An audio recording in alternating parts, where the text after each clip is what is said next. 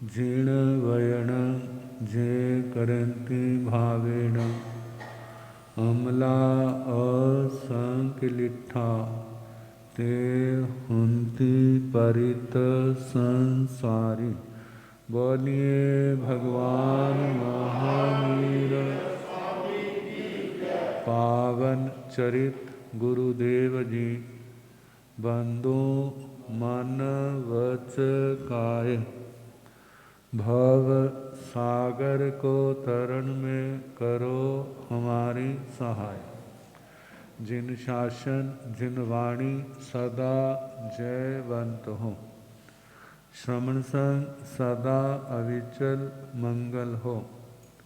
मुक्ति को प्राप्त श्रमण भगवान महावीर स्वामी, उनकी परम पावन कल्याणी भागवती वाणी वाचक प्रमुख श्री इंदर भूति गौतमादि गणधर भगवंत युग प्रधानाचार्य परम पूज्य श्री सुधर्मा स्वामी जी महाराज, उनकी परम पावन पाठ परंपरा वर्तमान आचार्य ध्यान योगी परम पूज्य श्री शिव मुनि जी महाराज एवं गुरुजन सबके पावन चरण सरोजों में मेरा अनंत अनंत बार वंदना नमस्कार।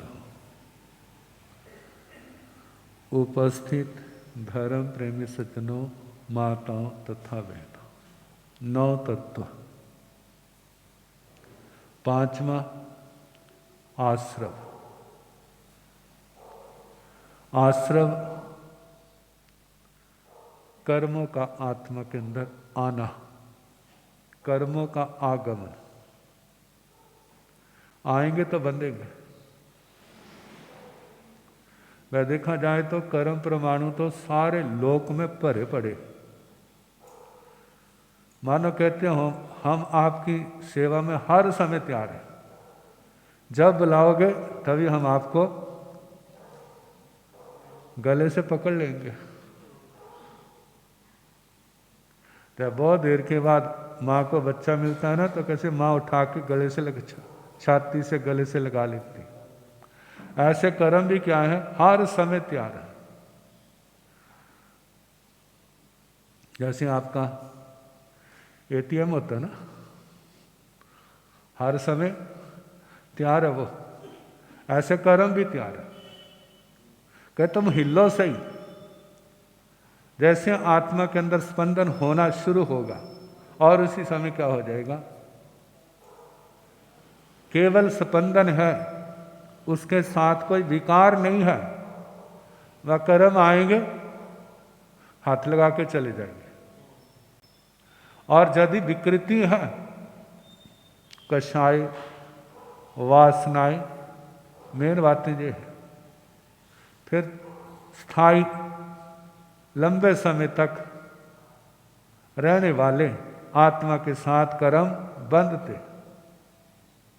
इन कषायों में, विकारों में कितनी जितनी प्रबलता होगी, उतने कर्म ज्यादा और ज्यादा देर तक रहने वाले, आत्मा को प्रभावित करने वाले होंगे।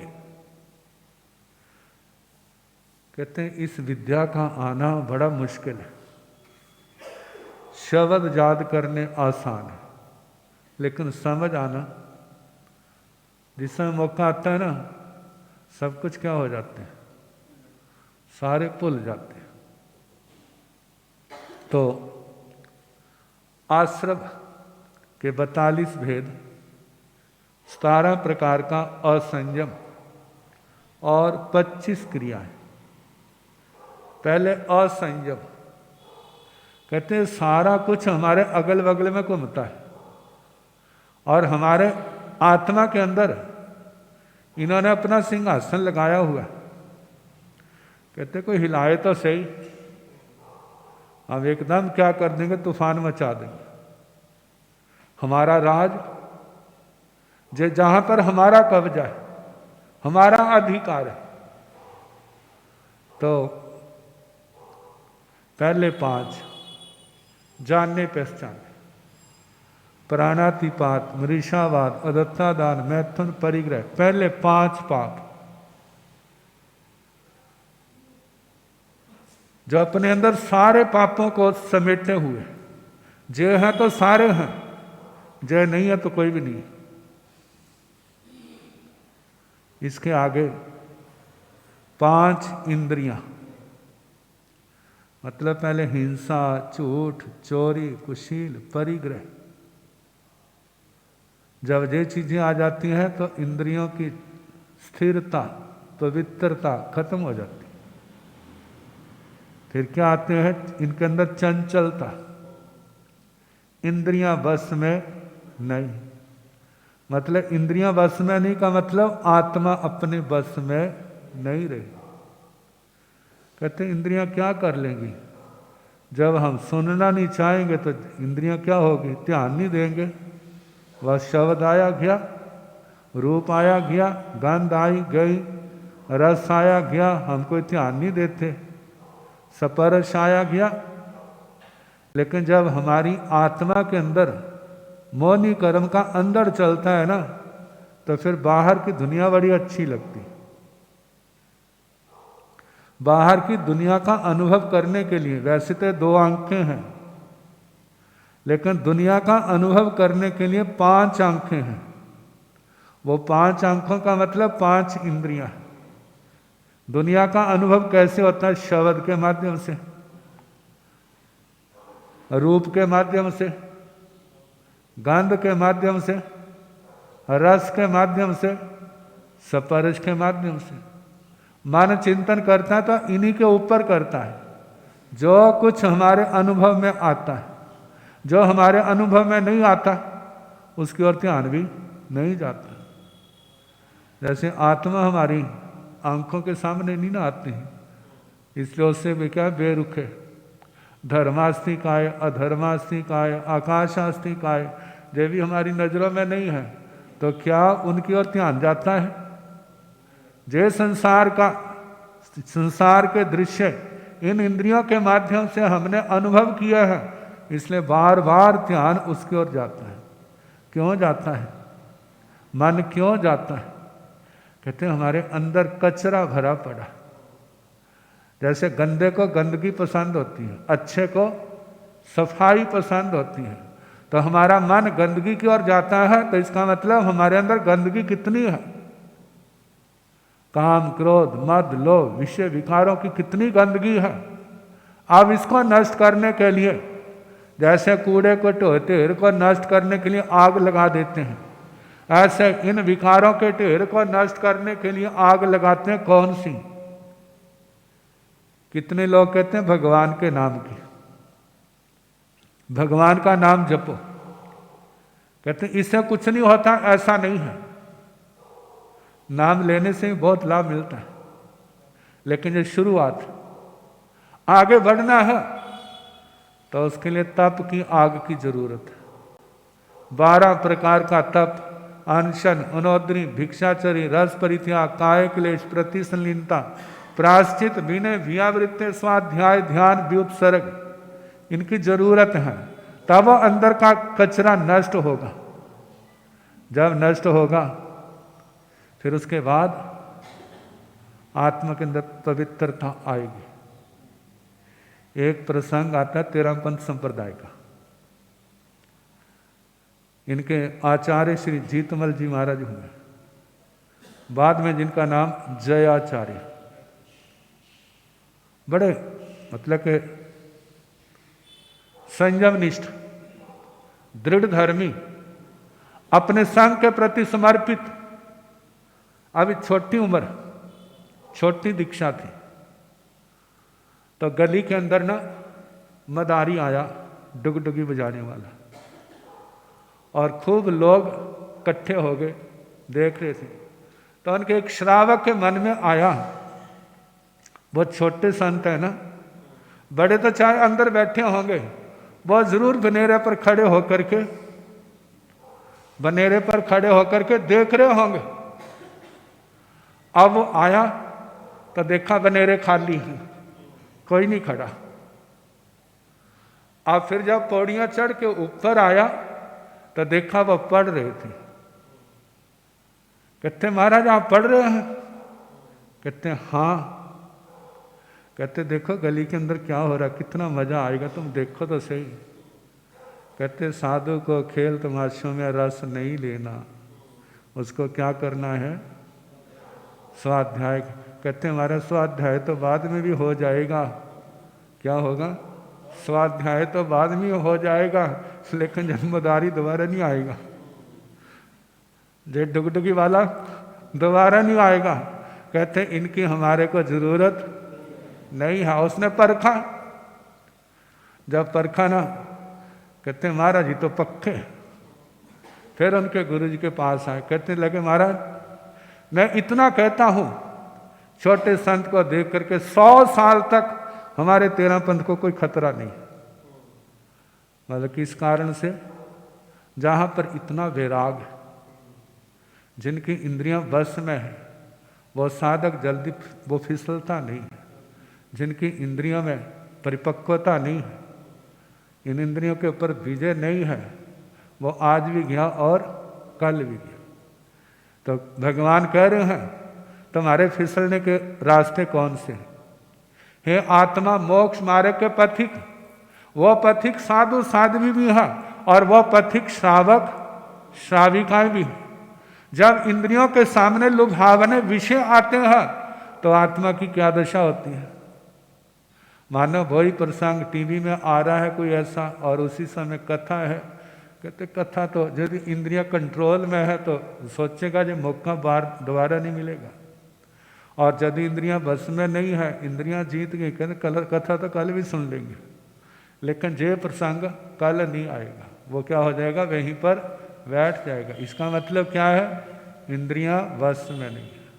तो कहा जे इंद्रियां, इन इंद्रियों के कारण जीव क्या नहीं करता। बोलो भला, आपके अंदर घर में टीवी आया तो किसके कारण आया? टीवी आया तो किसके कारण से आया? आपके घर फ्रिज आया तो किसके कारण से आया? घर के जितने भी सुविधापूर्ण साधन है, बढ़िया से बढ़िया है, आखिर वह किसके लिए आए हैं? किसके लिए आए हैं? ताकि बढ़िया से बढ़िया हो, लोग देखें, हमारी प्रेज करें और हमें अच्छा लगता है। किस कारण से? और ये इंद्रियां हमारी बस में नहीं है, जिसके कारण से सारा जीवन क्या हो जाता है? सारा जीवन निकल जाता है। तो भगवान कहते हैं इनको समझो, जब तक बस नहीं किया तो तुम्हारा मार्ग प्रशस्त होने वाला नहीं है। आप मोक्ष मार्ग में बढ़ रहे हैं, इंद्रियां बस में नहीं है। मोक्ष मार्ग में बढ़ने पर आपका तप भी बढ़ रहा है, आपकी साधना बढ़ रही है, आपकी पुण्यवानी बढ़ रही है। जब पुण्यवानी बढ़ेगी ना तो संसार की समृद्धि तुम्हारे आगे पीछे घूमेगी। जब आगे पीछे घूमेगी और उस समय आपकी इंद्रियां बस में हुई तो इस रिद्धि को पार कर जाओगे, और यदि आपकी इंद्रियां आपके बस में नहीं हुई तो इस दलदल के अंदर क्या हो जाओगे? फंस जाओगे। कहा आप साधना करते हैं क्योंकि आपके अंदर अभी इतना विराग आया नहीं है। देखा देखी साधना कर रहे हैं, उससे पाप भी कट रहे हैं, आपका पुण्य भी बढ़ रहा है। और जब पाप कट रहे हैं, रास्ता साफ हो रहा है, पुण्य की समृद्धि, पुण्य के कारण से समृद्धि बढ़ती जा रही है। और यदि आपके अंदर विराग नाना हुआ तो फिर इसको पार करना क्या होगा? कोई नहीं, मोक्ष ही तो जाना है, पहले स्वाद ले ले। देखा नहीं ना स्वाद कैसा है, उसको ये नहीं पता इससे भी अनंत गुणा इस आत्मा ने अतीत काल में अनंतावार भोगा है, लेकिन आत्मा की तृप्ति नहीं। मुझे क्या है? फिसलन वाला स्थान है। तो कहा जब ये पता होगा तो बच जाएगा, नहीं पता होगा तो इसी के अंदर फंस जाएगा। तो इसलिए भगवान ने पहले तो कहे मोटे कारण आश्रव के, हिंसा, झूठ, चोरी, कुशील, परिग्रह। अब इसके आगे श्रोत्र इंद्रिय, चक्षु इंद्रिय, घ्राण इंद्रिय, रसना इंद्रिय, स्पर्शन इंद्रिय। जानते हैं मन तभी तक हमारे बस में नहीं है जब तक हमारी इंद्रियां बस में नहीं। जब तक हमारा मतलब इंद्रियां बस में नहीं, तब तक हमारा मन भी बस में नहीं।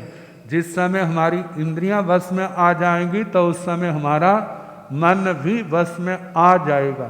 तो इसलिए जितने ध्यान साधक हैं उनको ये निर्देश दिया जाता है, इन इंद्रियों का मौन साधो, इन इंद्रियों का मौन साधो। कानों से दुनिया का कुछ नहीं सुनना, आंखों से दुनिया का कुछ नहीं देखना, नासिका के द्वारा कुछ भी सूंघना नहीं, स्वाद के द्वारा, जीवा के द्वारा किसी चीज का स्वाद नहीं लेना। क्या करना? फिक्का खाना खाओ, अमल करो। और वहाँ पर देखा होगा, वहाँ पर जो खाना होता है वहाँ पर उसमें चटपटापन नहीं होता, नमक भी कम होता है, घी भी कम होता है, सारी चीज़ें क्या होती हैं? तो क्योंकि जितने मसाले होंगे उतनी हमारे शरीर के अंदर क्या होगी? गर्मी पैदा होगी। और वह गर्मी क्या है? हमारे को भटकाएगी। जब ये सारा हल्का खाना, उसके अंदर जरा भी भारीपन नहीं, सूप अच्छे, वो खाना खाएंगे, हमारा शरीर स्वस्थ होगा। हमारी इंद्रियां जब बाहर से सारे संपर्क तोड़ देते हैं, भाई अब किसी से मिलना नहीं, तो ये सारा क्या है? किसी से फोन नहीं करना, किसी से बातचीत नहीं करनी। फिर जब देखते कुछ भी नहीं रहा, फिर ध्यान आता चलो अपने घर को देख लेते हैं, आत्मा की ओर ध्यान दें। तो आत्मा कब हमारे, मन हमारा बस में कब आएगा? जब हमारी इंद्रियां वश में होंगी। इंद्रियां वश में कब होंगी? जब संसार की निस्सारता हमारे सामने आएगी। कहते हैं दुनिया के लोग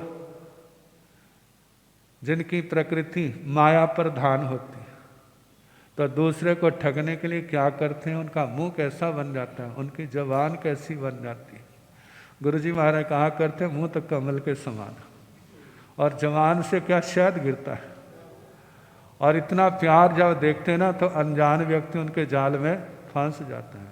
फिर उसके बाद जब देखता हमारे हाथ में आ गया है, फिर उसका दूसरा रूप दिखाई देता। कौन सा रूप दिखाई देता? कसाई वाला। और कसाई वाला फिर वो किसी प्रकार से लिहाज करेगा नहीं। ऐसे इंद्रियों के विषय पहले तो अच्छे लगते हैं, लेकिन बाद में परिणाम अनंत दुखदायक। शास्त्र के शब्दों में क्षणमित सुखा बहुकाल दुखा, क्षण मात्र तो सुख है और बहुत समय तक दुख है। पगाम दुखा और निगाम सोखा, सुखों का रस बड़ा पतला है, दुखों का रस बड़ा गाढ़ा है। ब्रह्मदत्त चक्रवर्ती जब पूर्व जन्म में संभूति मुनि के रूप में था, संत कुमार चक्रवर्ती की रिद्धि को देख करके वो फिसल गया, निदान कर लिया, जहां से देवलोक में गया और उसके बाद चक्रवर्ती बना। सारे सुख उसके सामने आ गए, लेकिन व्यक्ति सोचता जे मेरा बल पराक्रम, लेकिन जे पूर्व जन्म की पुण्यवानी थी। चित्त मुनि ने कहा जे ना सोचना जे मेरा इस जन्म का बल है, कहा जे तेरी पूर्व जन्म की साधना है, उसका परिणाम है। वह दिन प्रतिदिन क्षीण होती जा रही है। जब तक क्षय ना हो तो आप क्या हो जाओ, संभल जाओ और आगे के लिए आत्मा की शुद्धि के लिए तैयारी करो। लेकिन वह मानना नहीं, समझ गया मानना नहीं। कहने लगा पूर्व जन्म के निदान के कारण से मेरी कैसी दयनीय स्थिति हो गई है। मैं जान तो गया हूँ लेकिन उसको अपना नहीं सकता।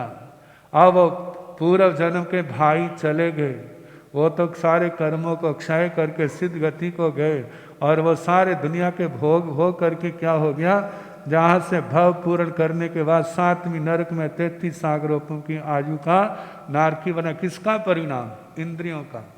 चित्त मुनि ने इंद्रियों को कंट्रोल में रखा। सामने चक्रवर्ती का स्त्री रत्न है, कितना चक्रवर्ती सिर झुका रहा है, कितना उसका 64,000 रानियां और कितना कुछ मस्तक झुका रहे हैं। अब चित्त मुनि ने अपनी इन इंद्रियों को वश में रखा और दूसरे की इंद्रियां वश में नहीं रही। इससे क्या हो गया, फिसल गया।